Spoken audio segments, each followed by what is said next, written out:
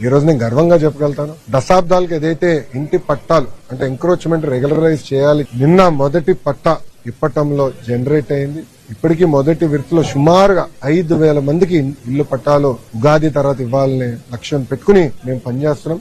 రెండో విడత ఉంటుంది, మూడో విడత ఉంటుంది. ఆనాడు ప్రజలు చెప్పాను, ప్రత్యేకంగా కాలువలు కానివ్వండి, అటవీ భూముల్లో ఉన్న ఇల్లు కొంచెం సమయం పడుతుంది రెగ్యులరైజ్ చేసేదానికి ఆనాడు చెప్పాను.